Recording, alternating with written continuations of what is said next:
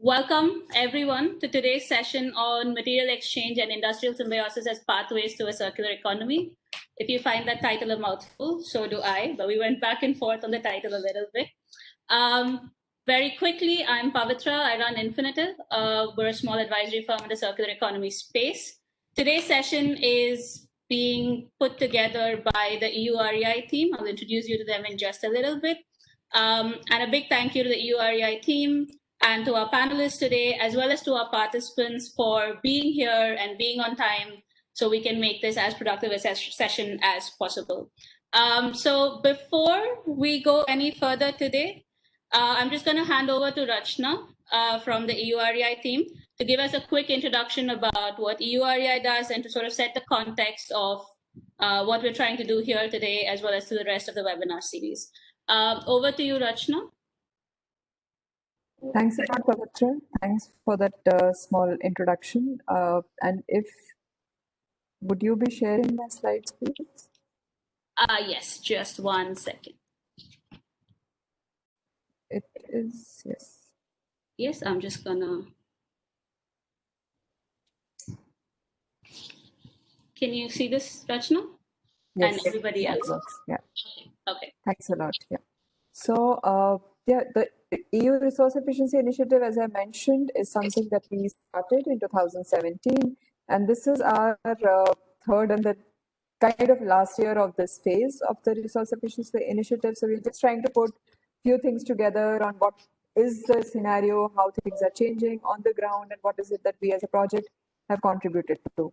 So first and foremost, I think all of us would like to just see of what is the kind of resource consumption data in India. So I think as resource efficiency, looking at fostering secondary resources is the key challenge.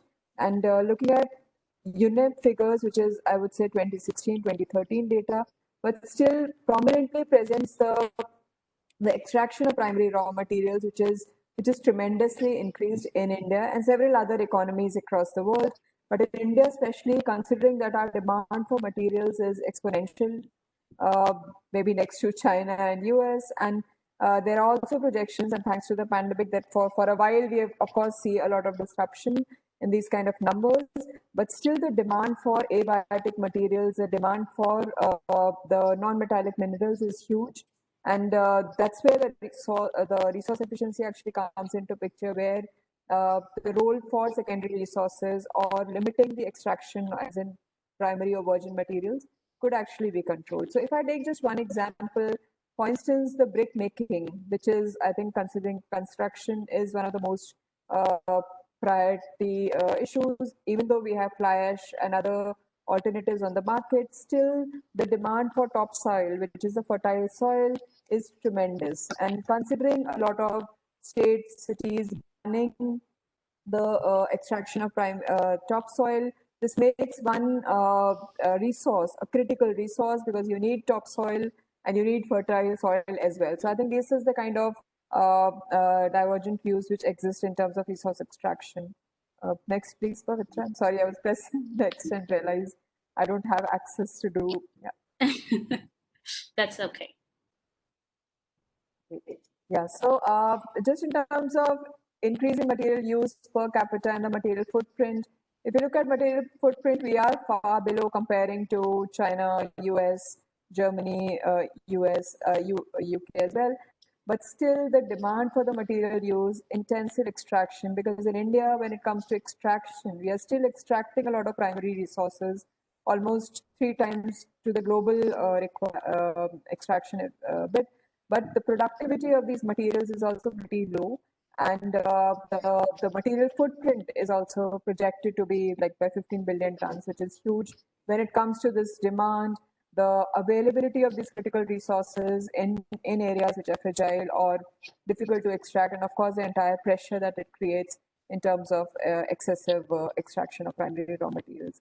So this is where I think it is a requirement to actually look at resource efficiency.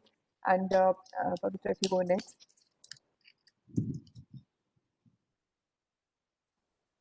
Globally, there has been a lot of discussion around changing from a linear as well as a circular economy.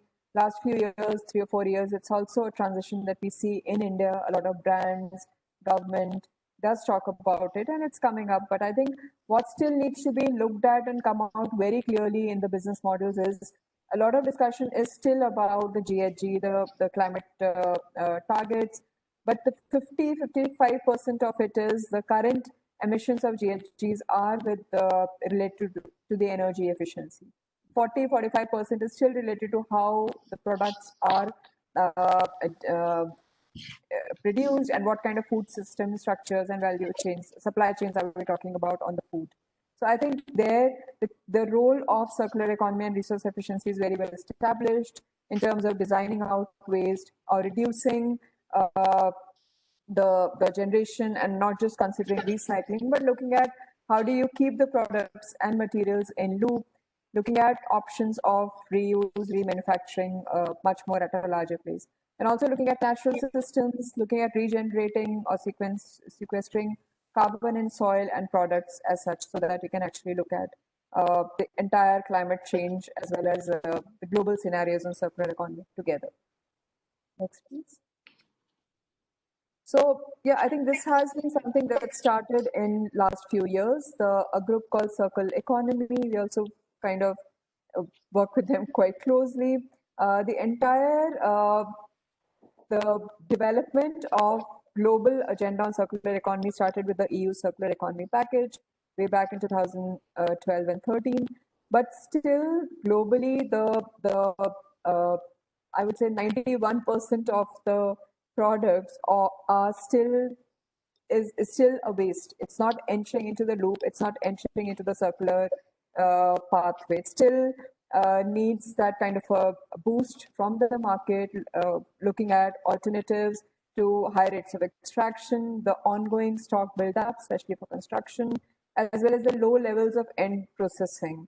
Even though in Europe we have a lot of like at least structures, investments, infrastructure built up, still the need for primary raw materials is huge, especially with regard to construction, transport, mobility, and other issues. And similar as in India. So I think role for circular design, repairability is huge. And I was just in a session on e-waste where there is a lot of dialogue now moving on from extended producer responsibility, end of life issues, to brands coming up and speaking now at least about repair and refurbishment. So I think the markets are developing and there is a transition that we see at least in the dialogue that is coming up from the brands now in terms of taking this forward. Next, please. Resource efficiency is something I think which has been on the government agenda and internationally as well. It's related to the SDGs. And recently, we also saw it was on the G20 dialogue as well on resource efficiency. But we have just seen in this year during the EU-India Joint Summit with the heads of the state, the Prime Minister Modi, as well as the President EU and the European Commission signing a joint declaration on resource efficiency circular economy, where the resource efficiency strategy, which was one of the products from the EU REI project, is mentioned, and it mentions about the need for research and innovation. It mentions the need about a dialogue and cooperation and G20, BRICS, and other countries to actually come together. So I think this is a great achievement that has happened in this year itself to actually put this on a priority topic and look at how do you address NDCs, SDGs, as well as the resource efficiency agenda together to address these issues, and especially now with regard to the pandemic. I think it really makes sense to actually link these three things together for the ambitious targets. Next, please. These are just few impacts that we would like to share. As I mentioned, we are already in the third year of the project. So in terms of our three key results, which is assessment, partnerships and networking, awareness raising, and promotion of best practices, we've tried to do this kind of a dialogue across different multi-stakeholder groups. Ministry of Environment has been our key partner, and the project is led by a consortium, led by GIZ as a consortium, but we have TERI, CII, as well as Adelphi as our partners. We were also collaborating with NITI Aayog, as in the think tank under the Prime Minister. And I think we were able to facilitate that kind of a transition, which looks at resource efficiency and circular economy as an overarching framework, which builds the way not for the environmental agenda as well, looking at only Ministry of Environment, but also trying to get in an inter-ministerial group with 9 key ministries to actually look at this agenda, which much more economic as well as environment and social issues. So that's something that we have been able to do with Niti Aayog. Recently, with the Ministry of Environment, like not recently, last year, they announced draft resource efficiency policy. This is something which is still a draft, and Ministry is looking at finalizing this policy soon. Then, with the Niti, I think what was also being quite an interesting development was with some of these sectoral ministries, for instance, Ministry of Steel, Ministry of Mines to look at aluminum and steel, and Ministry of Housing and Electronics and IT to actually put forward sectoral action plans, because with every sector you have a very different issue and a different business model, which needs to be thought, I think, from that process. So that's what these ministries have actually put forward. And we as a project have been able to do this entire facilitation at a national level. We also were working at a state level where we have supported or we are supporting 2 states. State of Goa launched the resource efficiency strategy recently in this year, just before the pandemic. And this strategy, for instance, in Goa looks at tourism as one of the key sectors. And there, of course, there are options of what kind of business models could be looked at from resource efficiency point of view. Telangana is another state that is actually still developing the strategy because, of course, it's, I think, now quite a lot delayed because of the COVID situation there. We also do a lot of dialogues, partnerships with the EU member states, and also the promotion of business practices across different target sectors that we have. Next, please. Just to mention, and I think it fits very well in the scope of the discussion today, the Niti Aayog Resource Efficiency Strategy paper released in 2017 sets the agenda quite comparable to the EU Circular Economy Action Plan, even the recent Circular Economy Action Plan released in March. It actually talks about the key elements, for instance, eco-labeling when it comes to promotion of these green products on the market, standardization as an approach, research and development, which is now part of the Joint Summit Declaration as well, sustainable public procurement as one of the tools to support the market transformation towards better market access to these products or alternatives.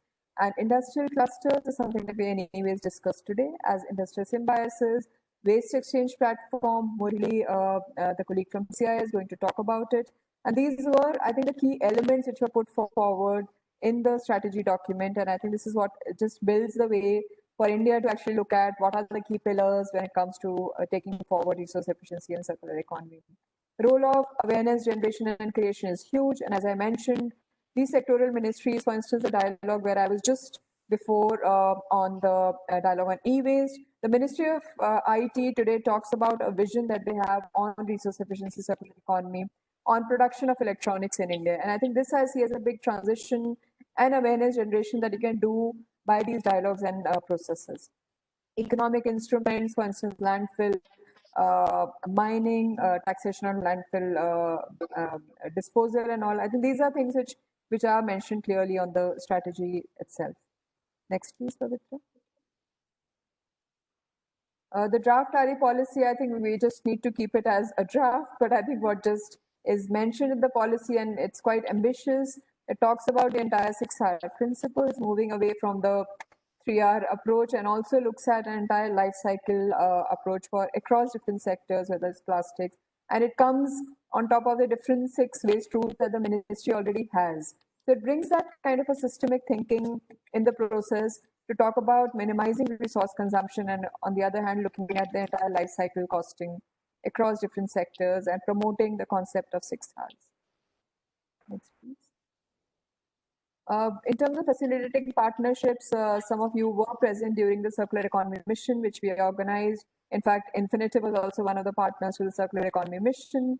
And with this mission, we have tried to actually get the EU-India businesses to hear what is the progress in India, what's happening here, and also build up these kind of dialogues further. For instance, FICCI announced the Indian Circular Economy Awards, and they do this kind of an annual event during their circular economy symposium every year. For instance, one of the examples I would just say, we had WEEE Forum, which is the biggest e-waste group in Europe. They were here, and we were able to facilitate a partnership between WEEE Forum, Umicore, which is a Belgian recycler, Adelphi, a German like a partner, and Karosamba, which is an Indian PRO, to actually look at adaptation of WEEE standards to the Indian context. Now, this is a work in progress, and I think this was just an outreach that happened because of that. So and there are several others that we are also following up. So this is how I think the partnerships could actually be taken forward across different areas and sectors. Next, please. I guess the last slide that I have. I've already discussed about it, I think, at a national level, how these different ministries interact with their action plans. State levels, it's important to actually translate this entire dialogue from a national to a state level, because these are just the two states that we talk about. We had a lot of people from other states, for instance, Gujarat and other, participating during the release in Goa. And there is a lot of interest for different states to actually have their own priorities discussed and then come up with their own action plans across. At the local level, if you consider the role of ULBs or urban local bodies, I think it's essential to look at how does the material flow across these different byproducts or waste happens, not just at a state or national level, but also at the local level, because the ULBs do control a lot of, for instance, on construction sector. And also we were working with 2 cities as well to develop and support material flow assessment through Umberto as a tool. And I think what has been key across is to have an entire coordination setup across at the national or the state level. And then, of course, you need these different groups to interact and share knowledge as much as possible. Next, please. And yeah, I think since across these different themes of the webinars that we have planned, the series of webinars that we had, we would be discussing or would be interested to talk about circular economy innovation. We already know there's a lot of innovation happening, and these are just few examples that we've just put forward here. Waste exchange platform, Murali will also talk about it, but it actually is a database that provides you an entire information around, right now maybe for few, but could be elaborated. And I think this is a lot of examples existing across Europe, where you look at what is the kind of waste characterization and utilization rates, and of course the generation rates that we talk about, because this is something key, and as a support to the regulatory agencies to include, and then just see where exactly the monitoring mechanisms could be set up. Similarly, for extended producer responsibility, PROs, in textile, there's a lot of progress that has happened already. Circular economy apparel factory is one of the examples on it. Then similarly, on utilization of red mud, utilization of blast furnace slag, there's several examples from the government side, or if we talk about public procurement or disposal. Railways, for instance, announced in 2 years back a single-use plastic ban. And of course, as that, they had to look for an alternative.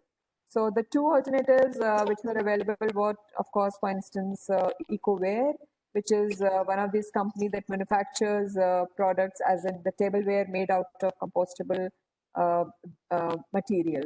And this is something like 2 of the examples mentioned, the last, Banyan Nation as well as EcoWare, are innovators who have also been recognized and awarded at World Economic Forum. There are several others, Kabaddi Connect and several others. So I think the transition in India is picking up the pace, and we need to just look at what kind of mechanisms are available and where does a policy instrument is required, and which are the mechanisms that can actually happen through voluntary mechanisms. So I think that's what I had largely to summarize the project from 3 years to a few slides. Yep. Thanks a lot. Thank you for that extensive overview, Rachna, of what the project is doing, as well as how things stand in India at a very overview sort of a level. And that leads us very nicely into our panel discussion today. This series of webinars and podcasts is basically part of the awareness and outreach and bringing together the EU and the Indian experts and telling us what's happening, what could be happening, and so on. And with that, I'm very happy to introduce our panelists for today. I request our panelists to turn on your cameras. I make this joke constantly about this is the part where in a physical event you would invite the panelists onto the stage. Okay, great. So thank you to our panelists. Let me just introduce them one by one. We have Cleona from Climate Kick, the circular economy lead at Climate Kick, all the way from the EU, like I said, but thankfully, due to the webinar, she's here. So one of the good things about webinars. Cleona is going to represent the Scale Up project, because Climate Kick has been an integral part of the Scale Up project, and there's been a lot of learnings there on how to make industrial symbiosis really happen from the EU perspective, right? We have Mr. Ulhas. If you have been around the industrial symbiosis waste exchange space in India at all, you've definitely heard about him. Quite a wealth of knowledge there on making waste exchange happen as a part of industrial symbiosis. We have Murali here from the CII GBC team. There's a waste exchange platform that's being run by CII, and Murali brings in the perspective on how this platform is run and the whole stakeholder engagement piece around material exchange. Rachna, of course, you just heard from her. Rachna's also here to sort of fill in some of the ideas around policy and how that works when it comes to industrial symbiosis, and particularly what's in our RE policy draft. And we also have Nitesh from the GIZ team. Nitesh has done extensive work around industrial clusters, part of which is also on industrial symbiosis, and he's got a lot to share, specifically also from Gujarat. So that's quite a stellar panel we have here. Do you, all the panelists, just want to wave a quick hi? Okay, great. So we're going to go straight into the conversation now. And not to forget the wonderful participants who are here. We want you to be very much a part of the conversation that we have today. I'm happy to say that we don't have more slides. We're going to keep this sort of informal and casual and just talk. There are two ways for participants to talk to us. One, please put in your questions on the chat box as you hear our panelists share their experiences. We're also going to have a few poll questions here and there, not too many. No right or wrong answers. We just want to get a pulse of what you think and, sort of bring you into our conversation as well. Okay, so with that, I'm actually going to ask Naren to flash our first poll question.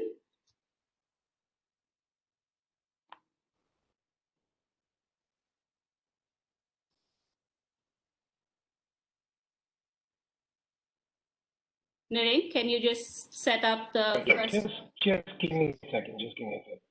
Okay. So in just about a second, you're going to see a poll question. It's essentially to just get the conversation going on, what does everyone understand as industrial symbiosis? Okay, just 1 second on that.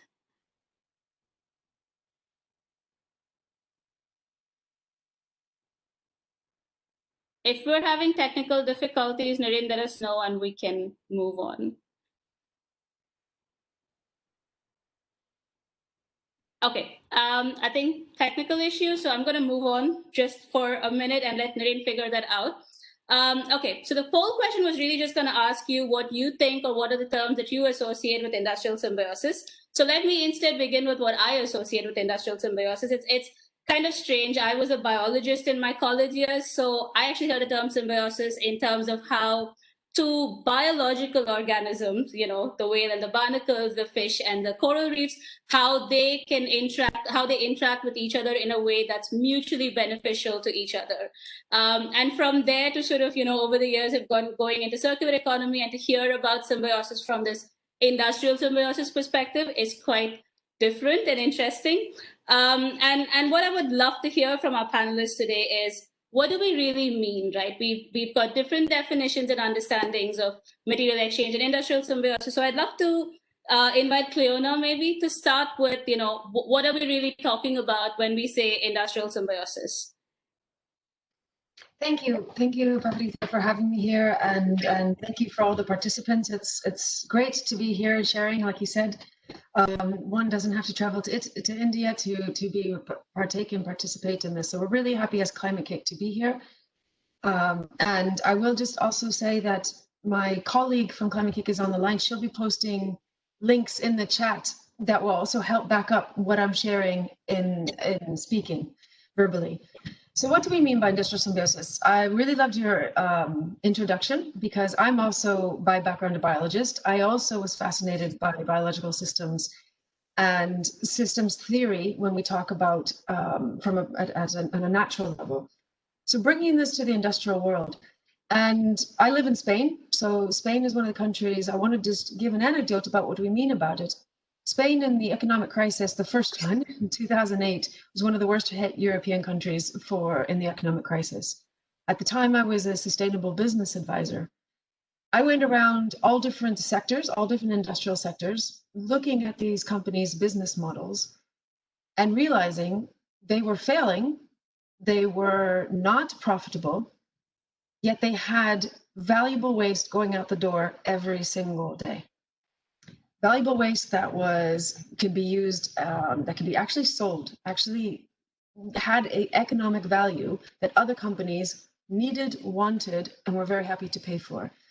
So when I think about industrial symbiosis, I think about it as, and I'm not an economist, I'm a biologist, but the wasted opportunity, the wasted potential. So in this project that I think you mentioned, that I'll talk about more about later, Scalar, we look at exactly that. Rasha mentioned in her introduction the circularity gap reports, and what industrial symbiosis represents really is a massive gap, a massive missing potential where we can close the loop on material use, looking at waste from a completely different angle, saying, is this actually waste or is this actually just material, and where there's a kinetic energy inside that material that has not been realized to its full extent. So that's how I think of industrial symbiosis. It's yes, we're closing waste out of the system, but it's actually more for me a positive kinetic energy thing of where are we not tapping into the energy that we have built into our material processes.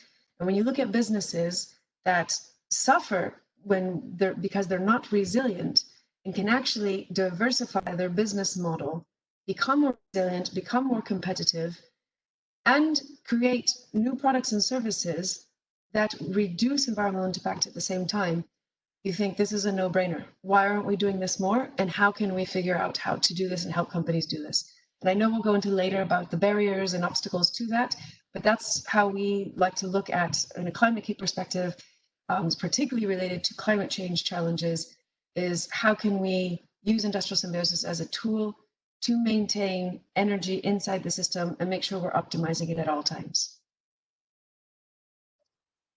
Great. And I think that contextualization is really important because, with COVID, we're yet again at a point where we're talking about the need for resilience again, particularly from the economic and business perspective. Can I invite Ulhas to now share your thoughts? It's really funny, right? Like when I was putting together parts of this webinar and I said, oh, we want to do this, like 5 different people said, you should talk to Ulhas, right? So clearly, you know a lot about what's happening in India in this space. What is your sort of take on, how we're defining industrial symbiosis? Are we doing a good job of it? And also where things stand in India today, just like an overview. Sure, Pavitra, thanks for inviting and thanks for that introduction. As far as industrial symbiosis is concerned, the most important learning that I have is there is some value which is present in the waste, which has to be understood, that has to be brought out, and that has to be utilized. And there is a win-win sort of a bond which happens in between. And that's where the symbiosis starts operating. So I come from cement industry. So in cement industry, this has been happening for almost more than, I would say, half a century. We had a very interesting case of government of India when India became independent. They wanted to set up a fertilizer plant. So at that time, fertilizer was ammonium sulfate. So if you decide to set up ammonium sulfate plant, you have a produce of calcium carbonate, which is waste. You don't know what to do with it. So someone said maybe it can be utilized as input for cement manufacture. And then somebody approached ACC at that time. ACC said maybe we will just check up. They checked up and they felt yes, it can be converted into cement. And then two plants, they came up adjacent to one another on the same plot.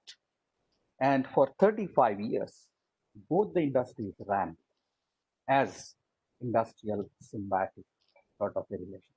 So, and then there are many examples which have happened, and I had a lot of opportunity of bringing this symbiotic relationship between different kinds of industries in cement.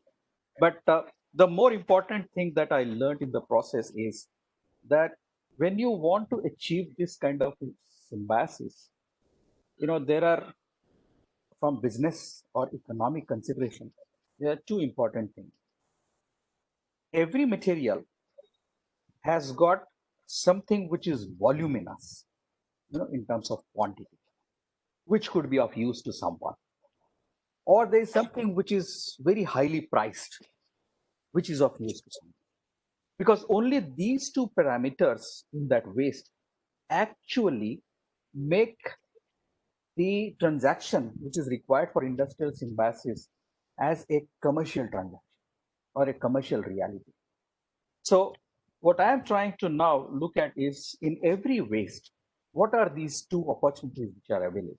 And in fact, I'm compiling this database for every kind of waste that I see, so that, tomorrow, suppose it's a petroleum industry, it's a chemical industry, it's a sugar industry, it's a maybe a pharmaceutical industry or an automobile industry. Every industry generates waste and they don't know what to do with it. They just throw it into the environment. I'm saying, no, it can be utilized. And that's where this thing is going to be really important. And that is where, waste actually doesn't get exchanged as such. The waste gets exchanged through a transformation process. And that transformation process is something very important. That has to be understood depending on what is the requirement at the other end, at the user end. And that is something, has to be understood by this world which is looking at industrial symbiosis and trying to put them into a circular economy model. So I believe that there is a very interesting sort of a relation building approach which is feasible, which will allow a lot of new applications, a lot of new processes, a lot of new innovations and research, and also new networks, new kind of opportunities for utilizing this particular waste material. Thank you for that. That's my introduction. Wonderful. Thank you. And I'm just going to go back to Cleona here for just a second. We've been talking about, just before that, quick request to non-panelists to turn off your videos. So we're reserving bandwidth for the panelists, and for the panelists to actually turn your videos on, please. Please don't be camera shy for the next 45 minutes. Okay. Cleona, just coming back to you for a second. We've talked about industrial symbiosis in the context of material and byproduct exchange. But what struck me when I looked up the Scale Up project was, it actually says, helping industries increase efficiency through resource sharing, right? So there's obviously a conversation to be had a little bit more upstream in terms of not just what you do with the waste, but from the resource sharing and capacity sharing perspective. Do you want to quickly throw some light on that? That's a very, very good question. And I'm glad you gave me the opportunity to qualify that, because it is absolutely not just a waste aspect. It's the full value chain, shall we say. And what we describe and qualify as a resource is much, much wider than waste, right? So in the Scalar project, one of the most interesting things, and like I said, we will be a colleague of mine will be leaving this information in the chat so you can check this out in more detail. But we analyzed where is the industrial symbiosis potential in Europe across all sectors. Now, an amazing amount of digging had to happen to be able to understand what information exists that you could actually look at to study what is happening, what is not happening, and how can we then define what we called synergies. So from the cement industry, which our colleague just mentioned now, to many other sectors, really looking at the full spectrum of where is resource in Europe? What are the material, the movement flows, resource flows of that resource, whether it's energy, water, or materials, including waste. And what we came up with was an identification of what are all the potential synergies? Some of them are being realized already, of course. Are they those that are being realized already, are they being realized at their full potential? Are they considering the whole value chain? And of course, all those synergies that can technically be feasible, but are not happening at all. So we identified 100 top synergies for Europe, and then even calculated how much we're missing in the potential of GHG reduction, in resource efficiency use, in waste reduction, and all sorts of potential impacts, including generation of jobs, et cetera, et cetera. We also looked at the full spectrum. When we talk about industrial symbiosis, there's a lot of levers of change that are not just technological, right? So that's really important. So there's key enabling technologies that we call that, of course, in many instances, we need to understand what are those technologies, how to apply them, but what are all the other levers of change around industrial symbiosis that is needed, including capacity building for people at the cement factory, for managers, for leaders, to understand what's their role in harvesting and leveraging the potential here, and getting basically getting the company behind it. So everyone from a factory floor manager to admin to CEO needs to understand, why are we doing industrial symbiosis? What's the value behind it? And why should we be dedicating human capital resource to this? So that includes also looking at the business case for it, which is absolutely critical. What we call the triple bottom line. So the business case has to be there. And does policy support this? What are there regulatory barriers? How do we get around them? What needs to change? Fiscal policy, tax incentives. So we looked at all those kind of incentives, shall we say, that need to be there to overcome the barriers. So I won't extend anymore because you have plenty of other questions and panelists, but that's a snippet into some of what we looked at. Really, the most exciting output was these synergies, where these synergies can happen, and qualifying what the potential of those synergies would be if they were actually activated. That's fantastic. Thank you so much for sharing that. And I'm glad you brought up policy. I'm going to pick up on that in just 1 second, but I believe our poll is working now. So should we give the poll just one last try to see if it's going to cooperate with us? Naren, if we can roll out the poll, and hopefully people will be able to see it this time.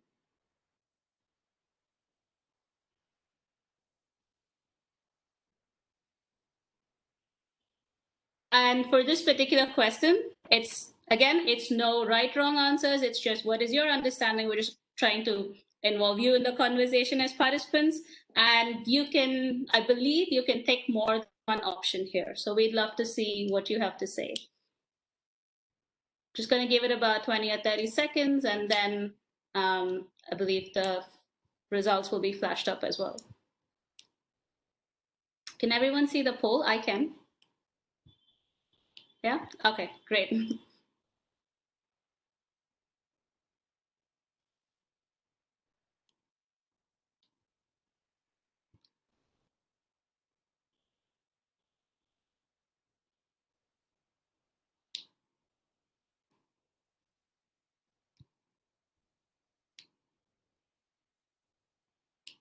All right, my screen tells me that the poll has ended. So I believe in about a second, we should be able to see the results. At one point, we were attending so many webinars, we started calculating which software was better at putting out the poll results the quickest. I'm not sure how well WebEx did. WebEx doesn't seem to be as popular as some of the other ones. Okay, wow. So just if you can see the poll results on your screen, I think 34% of the participants say they associated with the recovery and reuse of waste material or byproducts. I am very, very glad to see that 41% associated with sharing of resources and capacities between organizations, because that's actually a part of the conversation that gets left out very, very often. So super happy to see that. A strategic planning tool for circular economy, about 22% said that, and I think we'll touch upon that slightly later in the conversation today. And well, only 12% of you saw it as a way to create a stream of raw material supplies for companies, which is interesting. So I guess this sort of reflects that shift of where in the value chain we're seeing, at least we're perceiving industrial symbiosis. And hopefully by the end of today's discussion, some of those thoughts will change as well. Okay, thank you so much for participating in that poll. Again, very happy to see your thoughts on the sharing of resources part of it. Okay, I'm going to move on now very quickly to the next question. Okay, so we've heard about what industrial symbiosis means. We've heard a little bit about the Scale-up project. We'll come back to that in just a moment. But Cleona, you mentioned policy, and both the EU and India have said industrial symbiosis is important, and we want to do something with it as part of the Circular Economy Action Plan, as well as industrial symbiosis gets clearly mentioned as part of the resource efficiency policy draft in India. So Rachna, can I invite you to share some thoughts on, what really is the thinking here, and how important is industrial symbiosis from us and for the policy interventions to come in?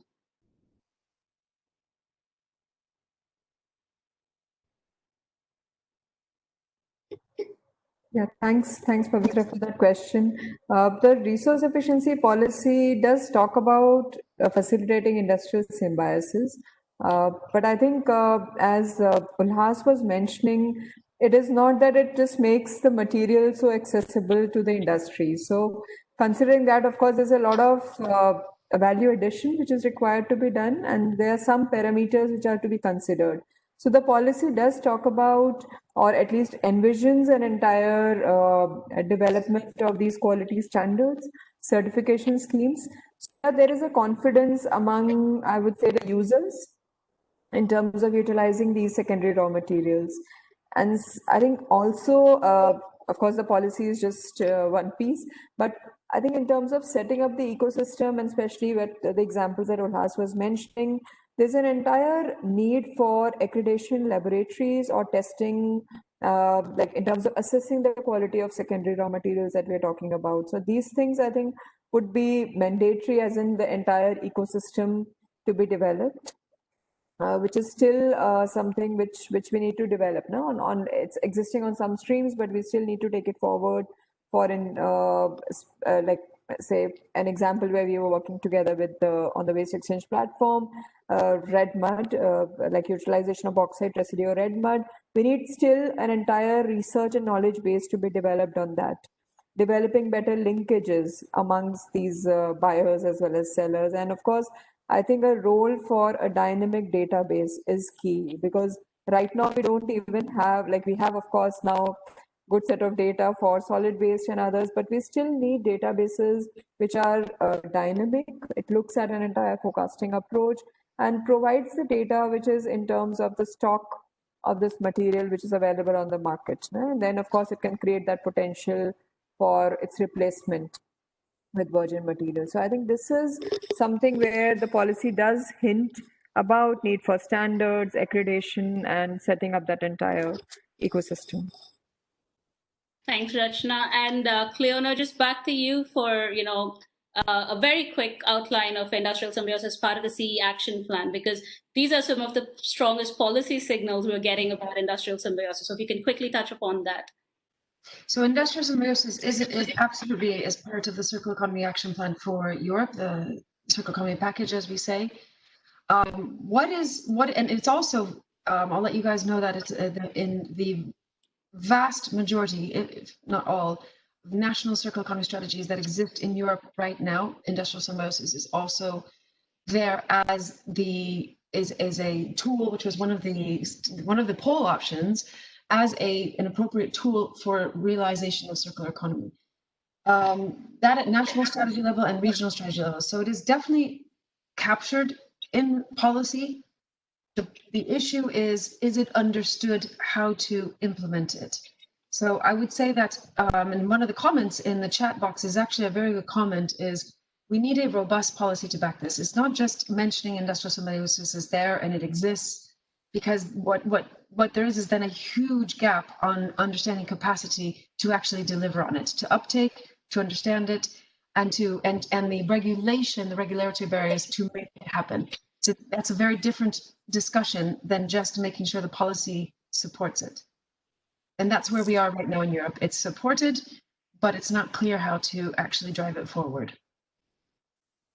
Right. Thank you for that, Cleona. And I think what we're going to do is come back to the, specifically where policy is acting as barriers and enablers just a little later in the conversation. But what I'd love to get into now and also bring in our other two panelists who've been sort of in the sidelines so far is to just, start talking about, so we have Murli here from CII. Murli, would you turn your video on, please, so we can all see you? Yeah, unfortunately, I'm not able to change my background. That's the reason I switched That's off. okay. We'll ignore the backdrop and just look at you. So, Murli, you've been part of this, as part of CII, part of this ecosystem and running a waste exchange platform and programs since 2011, at least, I understand, right? Which is pretty early days, right? And you've also got the platform now, which is supported by the EU REI project as well. How have things sort of shifted from then to now, 2011 to almost, 2029 years? Yeah, thank you. Good evening to all the participants. Thanks, Pavitra, for the invite, and thanks to you, REI, for giving us this opportunity to share the views.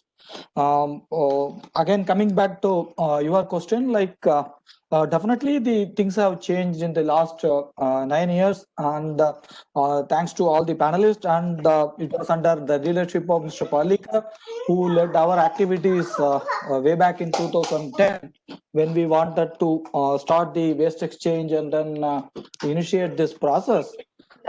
Probably we saw a few case studies and success stories, and we saw some momentum, but still a lot to go. There are some good success stories, especially at least in cement industry, where we had in different verticals, either whether it is raw material like a substitute of red mud or a substitute of alternative fuels, and we could see a good number of opportunities happening. But there are some challenges. I think fundamentally it boils down to the economic equations, and then the confidence level which people need to get more.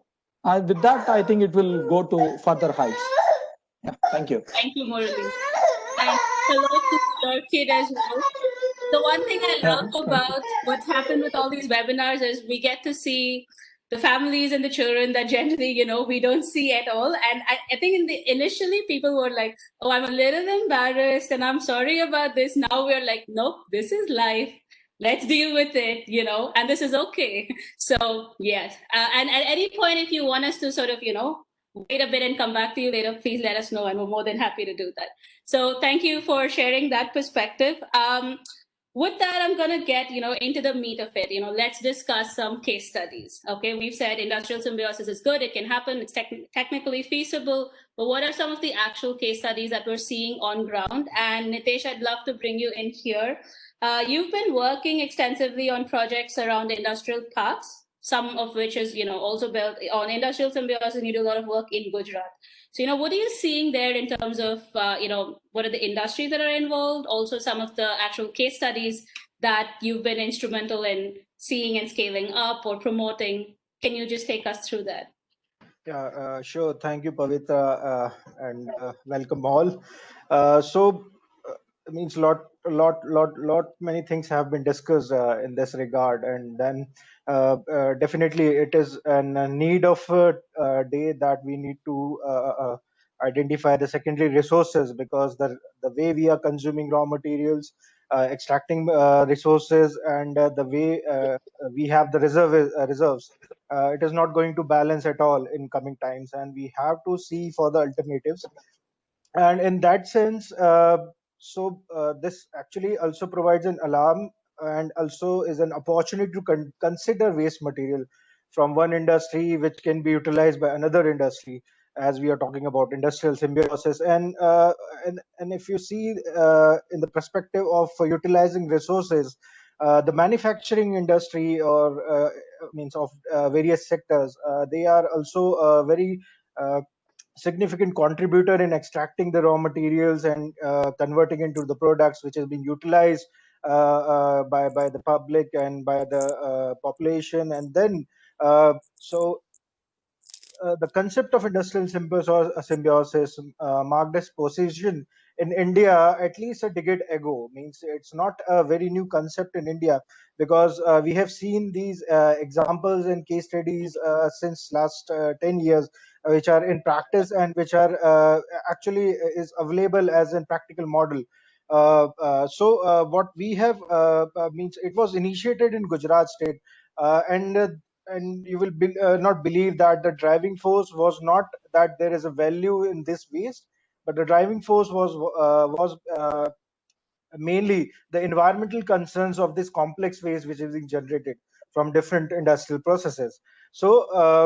Due to their complex nature, the handling and treatment was a big challenge for regulators and even the producers, due to the constraints, because the constraints are like there, there are no technologies to handle such kind of complex waste. Then we don't have dedicated disposal areas of the waste. The infrastructure required, it takes its own time to build up, and also the economics behind it, and then of course the impact on the surrounding environment and the cost, as the impacts are foreseen in the coming times from past to now. Now I'm starting with the case study. The first example we had is from the Naroda industrial state, which is located in Ahmedabad region, where this industrial cluster is dominated by particularly dye and intermediate industries, which is one of the most polluting sector considered by CPCB. And thus this associated wastes which are being generated are mostly of hazardous in nature. The options are means were at that time only either landfilling or going for the incineration, and in both cases there are various impacts associated, not only environmental but economic as well. At that time, the regulators and the industrialists came together there, and with the initiation from Gujarat Pollution Control Board, they started thinking on this aspect of industrial symbiosis, and then they identified through extensive research and discussions with industries which are generating these waste, and they involved the academy and our research institutes to identify what kind of waste is being there and what could be done out of it. And then we found at present the streams which are following, like there is an waste which is called as iron sludge, which is being generated from dye and intermediate industries in significant quantities, and it is being found to reutilize, particularly in pigment industries, where you can see the paints and pigment is being manufactured. Then the FeO, ferrous oxide, is being used in steel manufacturing. And then the SO3 out of FeSO4 is again used in the dye intermediate industries very easily.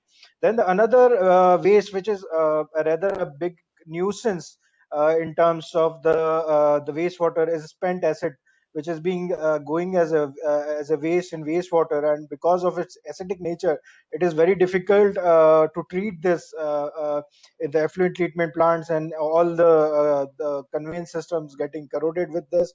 And as the treatment requires it needs to be neutralized, then a lot of sludge is being generated in its treatment.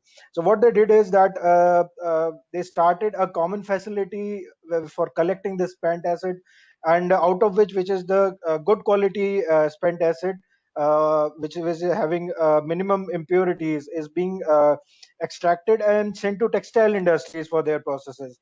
because they also need this spent acid for some of their processes. That is around 15% of what they collect from entire area, and 85% of spent acid is scientifically with a controlled atmosphere converted to the gypsum, which could be utilized directly by the cement industries. So the entire spent acid is being taken out from the wastewater stream, and now it is being utilized in better way in textile and again in the cement industries. And from most of the industries, this fly ash is also being generated because of the boiler use, which is finding its way in the road construction and again in the brick manufacturing.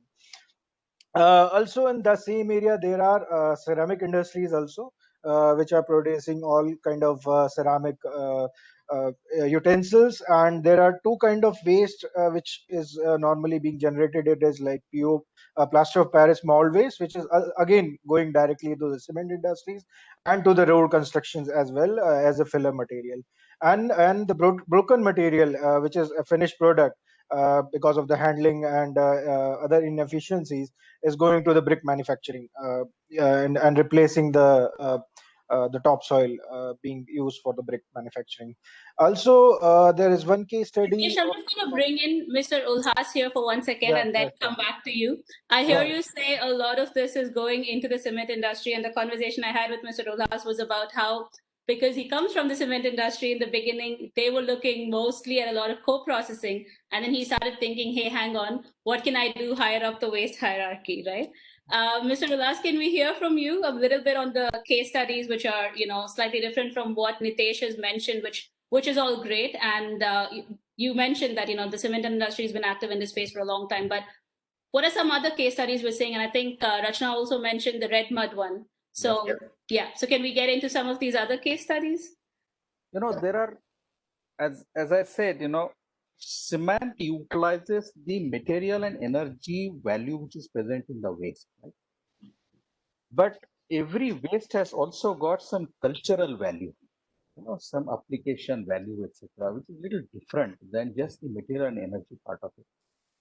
So when you take this waste higher in the waste management hierarchy, you start realizing that cultural value as well. And towards that, you have to look at this material in a little different way. And that is where, this upgradation starts happening. If you look at, for example, the paint sludge. So paint sludge conventionally was going for incineration, then it started getting into cement kiln. But also now, there are many things which are happening to it in terms of reusing it as a material. We have the MLPs, which are the multi-layered packaging waste materials, right? A big source of cry today in the environmental space, right? Now, this material also, it used to be littered around into the dump yards. Then, cement industry started utilizing it, and I had opportunity of being a part of that particular process of establishing the business, and the supply chain processes around. So it started getting into the cement kiln and started whatever material energy value which is present in that, we started utilizing. But now, the same MLPs are being converted into some value-added products. You can convert them into granules. You can mold them into shapes. So it's cultural value, which is like the plastic as such. That plastic as such cultural value, which is there with that material, is getting utilized as plastic as such, or the structural value which is there, it remains as a structural value, and gets utilized as a material of construction. So there are many things. Red mud, for example, red mud used to just get dumped into the ponds earlier than the dry stack, which is happening now. It's getting utilized. And I'm very happy to say in India, a large amount of red mud is now getting utilized in the cement manufacture. As a input resource material. But beyond that also, there are several other things which are possible, which you can, upgrade in the waste management hierarchy and do this, and utilize it. However, as I said, that all requires a policy push. It requires some kind of economic push, etc., etc. And while we were discussing policy and I was hearing Leona and everybody talking about, I had one just small point there to suggest is the whole objective of any new initiative especially the industrial symbiosis, to work is if it is a business model. And the entire thing that we were able to do in cement was because there was a business model. So we need to understand, in terms of industrial symbiosis, what is this business value and business model, and what is not, or what is the hindrance in that business value because of which it is not becoming a commercial practice. If that is understood, and if policy is able to deal with that, I think there's a large push which starts happening. And that's where I think, the policy framework will have to start looking at with little different eyes and start promoting it. That's what I wanted to share. Thank you so much. Wonderful. And I think what I'm getting out of here is, at different points you've said here, this is what we can do with this waste now. Let's not send it to landfill, let's, incineration. Then we said, okay, let's co-process it. But there's still, better things, and there are better ways to move up that waste hierarchy and find, better uses. And I love the cultural value of waste. We'll try and pick that up in a little bit. I'm going to quickly pause here. We see the audience is a little quiet. I encourage you to throw in questions in the chat box. But before that, we're going to throw some questions your way. Naren, can we have another poll question, please?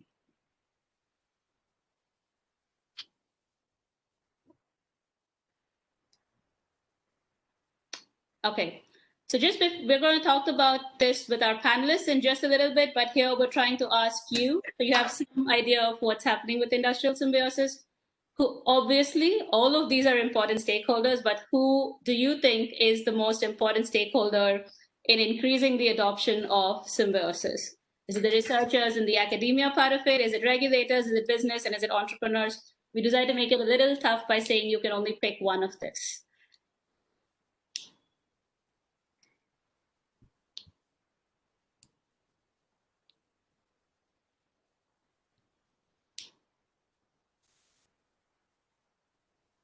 Right, we'll just wait a few more seconds before we wrap it up and then show you the results.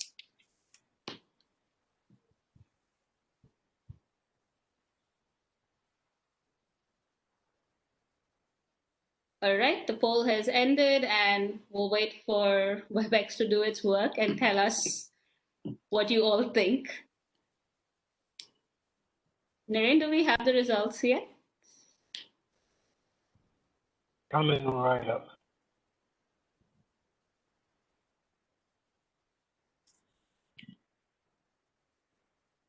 Okay, this is very interesting. The role of, is 28 the highest number? Yes. So 28% of the audience that replied to this thinks that businesses have the most role to play, closely followed by the regulators. And the entrepreneurs and the researchers in academia are seen as, quite a bit behind the businesses and the regulators. Can I have our panelists weigh in on that a little bit? Cleona, Rachna, because we just talked about, especially with this Red Mud case study, it was like a good segue into saying, we can do this, but there's an entire ecosystem of knowledge and people that needs to be built around it. Rachna or Cleona, do you want to take this and tell us what you think? And of course, it's risky business going into a little bit personal opinion now, because this isn't fact, but from the knowledge and experience of working on industrial symbiosis for many, many years now, I feel like, for me, I personally put regulators. Why? Research and academics, whilst they are continually absolutely vital for the continual knowledge and learning on how to do this better, we know a lot already. We know a heck of a lot already. We have key enabling technologies, and we're not using them, right, where we do have them. So what we're really missing, in the biggest barrier, is overcoming these policy and regulation barriers. What are standards? How can our fiscal policy support this? How can our waste management policy support this? I know existing situations where companies are doing industrial symbiosis off the books because they are not facilitated to do it on the books, right? So this kind of stuff, for me, if we really want to start shifting that graph on how much potential we are realizing, we need to overcome this barrier. The learning from research and academics can't stop, of course, and it will always be more to learn and to improve. But we're not applying and we're not capitalizing on what we already know now. And that's for me is where the problem is. The potential that we will always change, that the goalpost will always change on what new technology is available and how to do things. But if we don't get the policy right, it doesn't matter how smart we've got the knowledge, if that makes sense. It makes sense to me. Do any of our panelists want to weigh in? I know in individual conversations, all of you had a lot to say. I know some of them agree with the idea on the policy and it has come up before, but do we have any slightly different perspectives as well? Yeah, I would like to share my views here. Sorry. Say for example, I think this is more of an Indian mentality. It will be self-sustainable and economically viability only make things I think successful. So being representing the industry association, say for example, you can take many examples, whether it is energy conservation or energy efficiency or the utilization of fly ash or utilization of petcoke or the other the past best practices. You can see even the adoption of green building. All these things are voluntary initiatives in India. So these things started as a voluntary initiative, and then the businesses took it to. Of course, research is needed. Of course, technology is needed. Of course, some policy push is needed. But maybe for Indian context, unless it makes economic sense, unless it makes a sustainable model, if that part is there, then it picks up aggressively. See, for example, 20 years before, India produced only ordinary Portland cement, 90% and 10% of blended cement. 20 years later, the entire scenario changed. There was no regulation that you should produce blended cement. There was no incentive for producing blended cement. In fact, the fly ash mission initially gave some incentive, but later, now today we are into a situation there is no fly ash availability. Many of the plants complain that there is no fly ash available. So I do agree that the policy support is needed. I do agree that some research and technology is needed, but the businesses only can make a big difference. And if we are able to provide them the platform and this thing, I think that will be the key. I think that's why the participants also have selected it, in my opinion. Thank you. Great, and I love hearing these different perspectives, and I mean obviously we'll need a much more detailed conversation to talk about the entire sort of business context and policy landscape. But Rachna, did I see you wanting to share something? Yeah, I think, see, if you would have given an option to choose two, I'm sure you would have got regulatory as well as, or regulators as well as business both. Because, which is why we did it. This is, I think it needs, because I think you need some right kind of incentives or structures to come up from the government. Otherwise, it just becomes, of course, businesses would do it if it's an economic sense. And I'm sure in many cases, it does make an economic sense. But yeah, I think without that right push from or support from the government, it just makes it slightly, The other issue I think I just wanted to put forward was about database, and which is where I see again a joint role or scope for both regulators as well as businesses, because from our experience also from the Waste Exchange platform, I think many a times it's not a transparent information that you would like to put in. And if you don't have that transparent sharing of what waste, what characterization, what is it that we're talking about, then of course the scope is very, very limited. And there are reasons of why it's not so transparently shared, but I'm sure if at least if we talk about like building up a database, it needs that mechanism to be there. I'll give one example, and I think this I also mentioned in my previous webinar just now. There is a Horizon 2020 project which is called ProSum, and maybe Cleona, you would know about it. So that project actually brings out a database which looks at secondary raw materials from 4 waste streams altogether on one platform. And it's not talking about waste, it's talking about secondary raw materials as in stock available on end-of-life vehicles, then from WEEE, batteries, and one more. Yeah, maybe I'm So I think that kind of a database and the scenario is what we are looking at. And I think that's where we need, of course, the framework to come from the government. I think just that input wanted to add. Wonderful. Yes. Thank you, Rachna. I'm just cognizant of the time here. We have 5 more minutes. I understand Cleona has to leave in 5 minutes. So we're going to focus our attention a little bit on Cleona and then probably take 5 more minutes past that to wrap up some other questions that we've got. Cleona, what have been some of the I love this exchange here just now, right? On is it policy, is it business?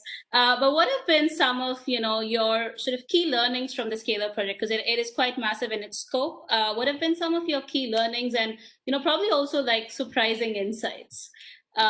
Something that you didn't. Sure. So I also love this debate. This is I live for this stuff. I think it's really exciting.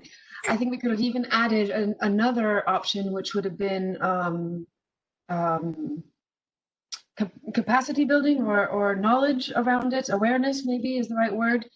That's coming up in another poll. Okay. Because one of the insights, if you talk about, for me, I put it in the chat, if you talk about businesses uptaking and the incentives, which I absolutely agree with the speaker who mentioned this, but again, incentives is fiscal policy, right?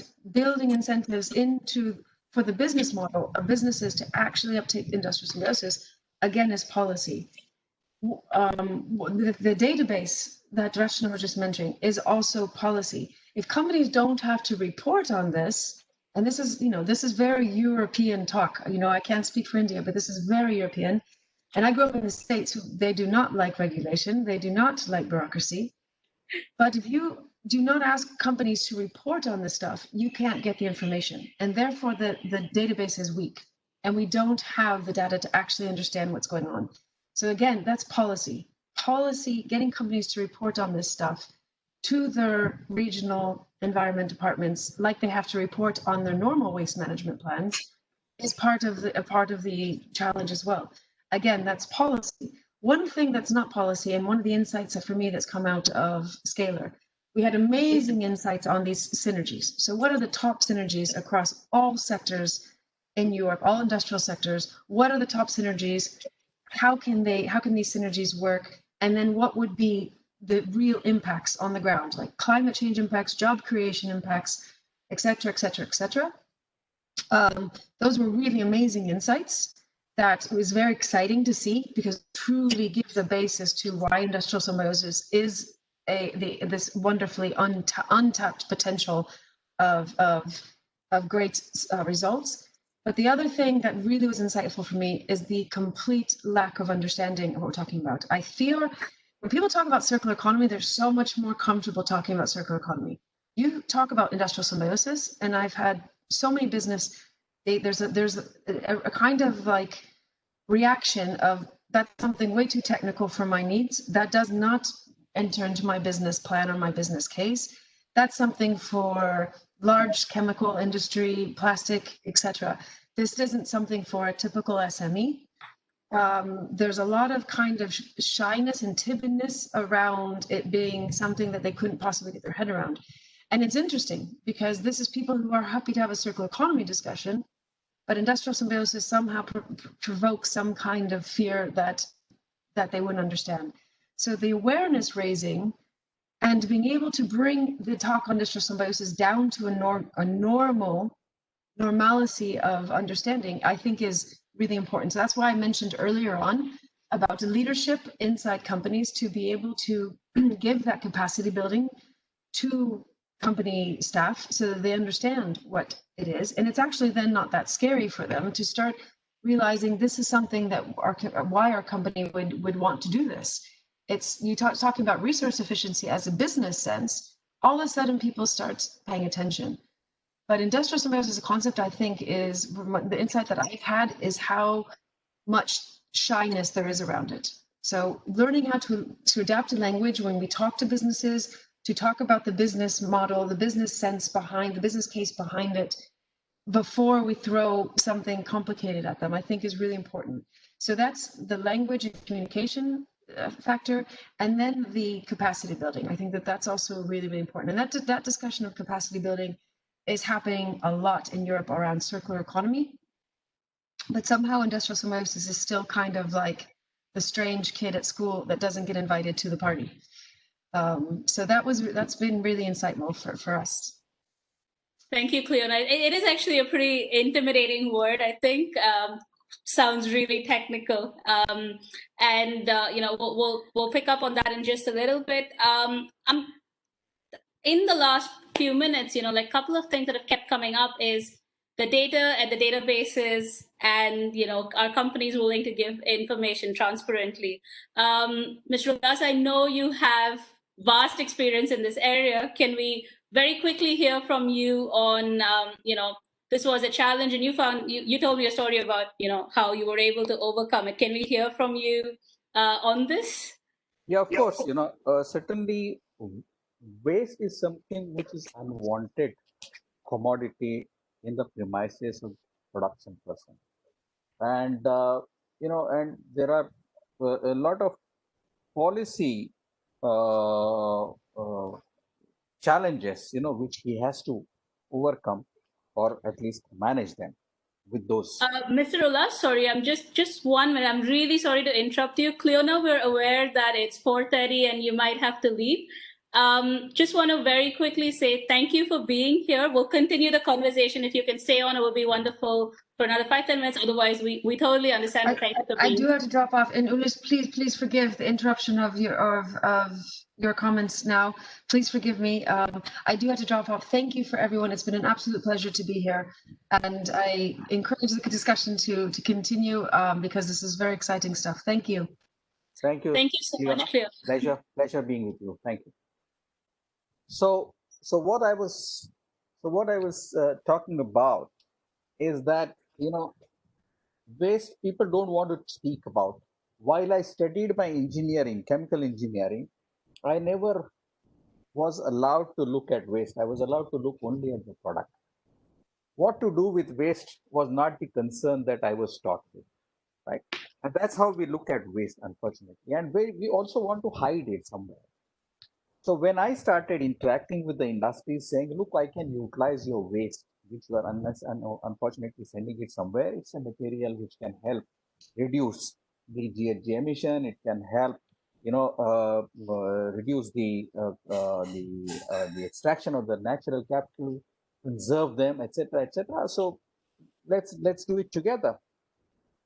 So initially, when they said they agreed with me, I wanted them to tell us what is the quantum that they are generating. And there was always a big question mark or a big hindrance in getting the answer from them.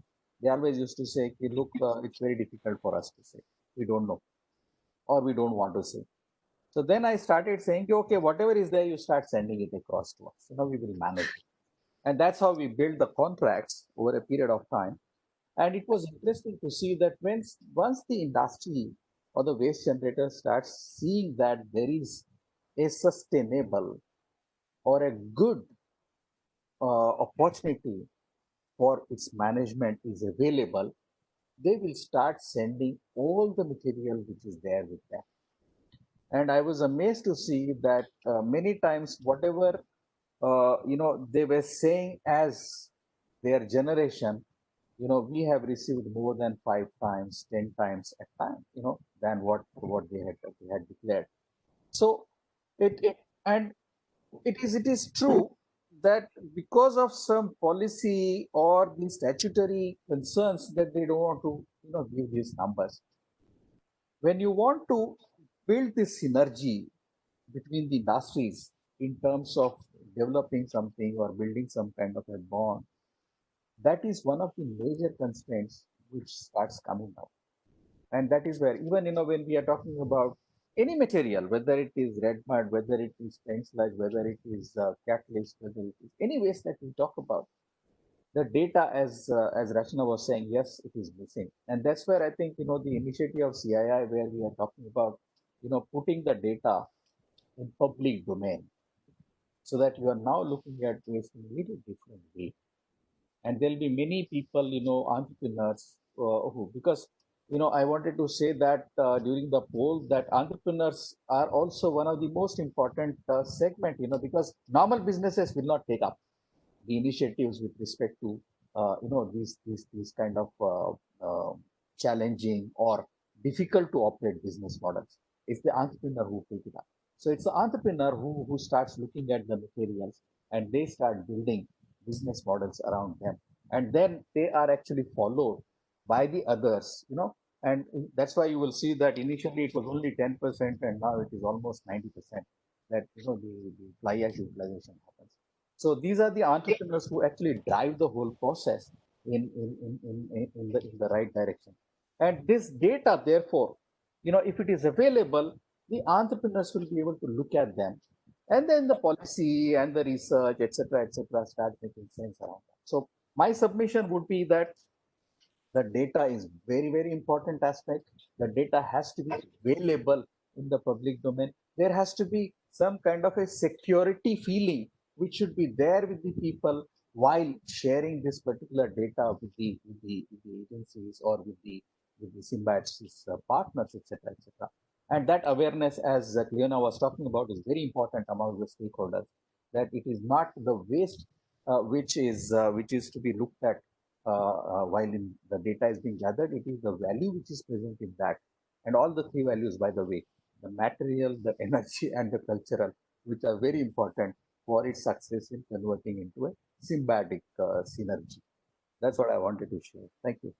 Thank you. And Nitesh, I've seen you nodding along with a lot of this, and I know you've got quite a bit of experience with, companies and the data part of it. Would you like to share some thoughts on that, please? Yeah, but actually, the first part is already well explained by Mr. Ulhas, and I totally agree with the part of entrepreneurship, because we have seen a lot of case examples, particularly from Gujarat, and all those models are being developed in a form of entrepreneurship, because what we see is regulator has their own set of priorities and they just want to get rid of the waste or control the waste part. And businesses, as usual, as Mr. Ulhas said, they don't want to get into the complex models or nothing unless they see a very good potential of making money out of it.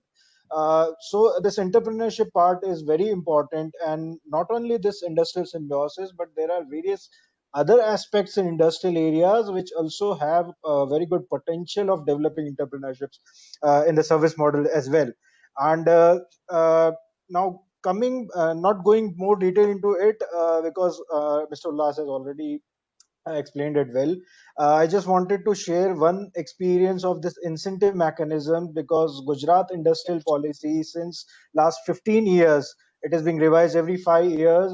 They have all the incentive mechanisms for any kind of environmental upgradations or any like any resource efficiency project or any cluster based approach processes. So they have a very detailed and extensive financial incentives being published in their policies, but the practical experiences, there are no takers into it, because then they have a long procedure to deal with it. Then they have to disclose various authentic data which will be verified, and all these procedural hurdles industries don't want to get into, and that is the biggest barrier you will see. So this entrepreneur model, as well as means there should be a framework which can mobilize this entrepreneurship model more into this industrial symbiosis part. So I think that would be added advantage. With definitely the policy and other aspects are important, but these aspects are more practical to push people towards working on it and implementing those things. Very interesting. Thank you, Nitesh. I know we're running out of time, but I know you have a lot to share in this space. I'm just going to bring Murli in here for a minute. Murli, I think you might have some thoughts on this whole part about data and protecting the data, and as a facilitator, as someone who runs that waste exchange platform and facilitating that, how are you doing this? How are you giving industries, businesses the comfort of engaging and sharing stuff on the platform? Yeah, thank you. Thanks for the opportunity. Again, with the support of the organizations like EUREI and the other supports, what we are doing is we are aggressively promoting it. And the advantage here is while the characteristics of the materials, the value of the materials gets displayed, we don't display like the name of the company or the contact person details in the public domain. And then people are free to upload, and they have the option of whether displaying their complete details or displaying only the material exchange details. So with that, we were very successful in the last 1 year at least. The organizations like the Ultratech and Hindalco has come forward to a large extent. They have come to an agreement of a huge quantity, and there are other groups which are also getting into similar this thing. And another battery manufacturer in West Bengal is moving material to Orissa without they know each other, and we are facilitating between them. But the only thing is, like, I fully agree with you, the data needs to be more. But being a pure voluntary initiative, what we are trying to do is to get more success stories, more demonstration of benefits, which will encourage people to come forward and share more data and take more out of it. And we are also promoting this in all our possible consultations and other events, and then we try to reach out to maximum people. So in that way, the awareness is also playing a critical role. So that's what we are trying to do. Okay, great. Thank you, Murli, so much. I think we have time for one last poll. Naren, can we just have one last poll question, and then I'm going to have one last question for the panelists. And while we wait for the poll to come up, I'm not sure if we're really going to have time to do audience Q&A. I see a few really good questions there. So we will make the effort to ask our panelists about it and to sort of develop some insights from the discussion as well as from some of the audience questions, and to share it with all of you post the session within the next few days.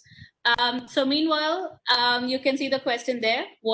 Which of the following do you think is the most important for building momentum on industrial symbiosis and material exchange in India? And you've heard pretty much all of these points. We know all of them are important. What we want to hear from you is what you think is the most important. Just over half a minute to let you fill that out, and then we've got one last question. Actually, I've got many questions for the panelists, but in terms of the time, we'll keep it to one last question.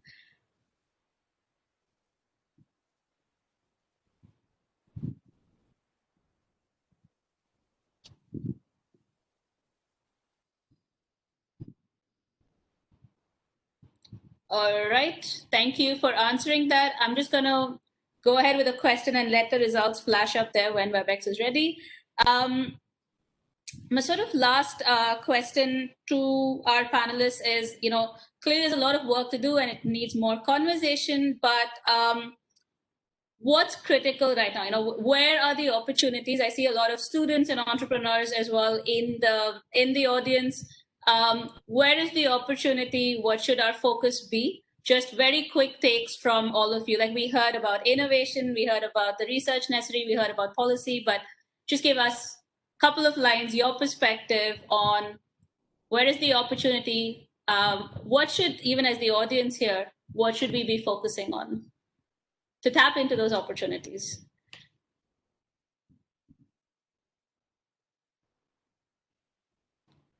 I'm leaving this open to all our panelists. Whoever wants to go first can go. So I can get in. So what I feel is that you want to take on, Rachana? Please go ahead. Okay. So what I wanted to say is that there has to be a pull and push, in the entire system. And that push and pull gets created policy instruments. So somewhere, that particular thing has to be brought out very clearly, and a good awareness on that is required to be made. The second thing is that the awareness has to be substantially embedded into the stakeholders, so that the entrepreneurs will start really playing their role in the whole process, and that will trigger the movement of the industrial symbiosis across the board, according to me. Thank you. Rachna, Murli, did you? Yeah, I just want to say only 2 points. Like recently, I have come across one tender from NTPC inviting various industries to come to their site and then start the industry. So that is something sort of an industrial symbiosis. Maybe that is one. And the second thing is also the DCMSME is also talking about the common facilities at clusters where about 70% incentive is given by the government. State government and central governments. Actually, the industrial symbiosis can also improve the efficiency in terms of energy, in terms of emission, in terms of waste, and it can facilitate further. So some directions are moving, and as we are now restarting the activities, maybe the new clusters, the new parks which are going to come up, the new development which is going to happen, I think that should this industrial symbiosis should become part of our RE policy, should become the talk of the town, and then should get promoted from all the stakeholders, and then maybe EU REI and organizations like CI and all can play a platform role to bring all the stakeholders and then focus on this. I think that is my submission. Thank you. Thank you, Murali. Nitesh and Rachna. In that aspect, when you asked about opportunity, so one of the immediate opportunity definitely is into this planning of new industrial parks with the intention and considering the criteria of industrial symbiosis and even the retrofitting of industrial areas, the older one. Because I'm just giving you an example of the co-processing of plastic waste, which is happening from Vapi industrial area to the cement industries. But because geographically the industries in the Vapi, they have a nearest cement plant at 500 kilometers from them. So the transportation cost itself, does not make it viable mechanism, and that is also one of the reason that this particular proposition being very profitable to cement industries and even for the paper industries, it took almost more than 5 to 8 years to get into a formalized model of doing this co-processing from that particular area. And even there are more clusters, like in Uttarakhand also there are paper industry cluster where plastic waste could be utilized, but there is no cement industry nearby. So this proximity is a very important factor in making it a viable or non-viable proposition of utilizing one waste as a raw material. So in particular, planning of industrial clusters, industrial areas, I think this particular industrial symbiosis needs to be a very essential criteria to be considered while developing or while planning those industrial states. Excellent. Thank you, Nitesh. Just before we go to Rachna, a link should have popped up in your chat. It's a link to a feedback form. It would be great if you could share your thoughts on the session today and generally about RE and CE. And I'm just going to leave you to do that while we also hear from Rachna. No, thanks. I think I just wanted to add one point, which is largely about the role for digitalization. So if we talk about Industry 4.0, which is also like, I think, not because of the pandemic, but of course, I think it is something which is finding a lot of discussion with the industry and the linkages of Industry 4.0 to circular economy. Like, how does that relate to? And I think the key elements are production efficiency. It looks at an entire supply chain, product life cycle, the workforce, sharing of resources, and successful business, or like at least innovative business models. So considering that, I think there is an entire scope for building it up further. And I also agree to some of the comments, or at least the inputs that I've received, that the current policy is not the best, but I think it's just the first step, even in terms of building that understanding within the government, because that also takes a while to actually get the first bit out. And then, of course, I think it's open for comments, it's open for amendments. It's not even just a final foolproof policy. It's just the first step that has happened in this direction from the government side. Yeah. So yeah, those are a few elements I wanted to just mention. Wonderful. Thank you so much, Rachna. I'm not going to do a big wrap up.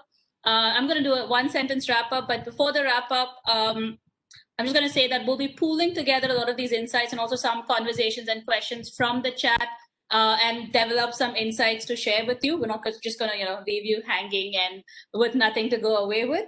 So you'll see that from us in a few days. Please follow the EUREI page on social media, because that's where you'll get all these updates if you don't want us to spam your email. And then, yes, so my wrap up is essentially, we've heard a lot, the policy question is obviously key, particularly with respect to incentives. So while all of that piece is being sorted out, I think a couple of things that really popped out for me was, how do you make the communication around industrial symbiosis simpler, and then how do you build capacities around it?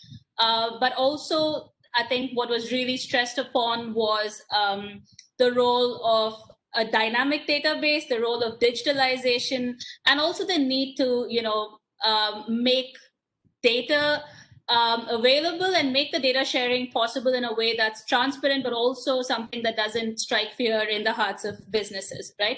So this is sort of all of what I heard in today's conversation. Thank you so much to our panelists for being so wonderful and sharing your thoughts. I know we've just scratched the surface. Hopefully we'll have a chance to do more sessions later on.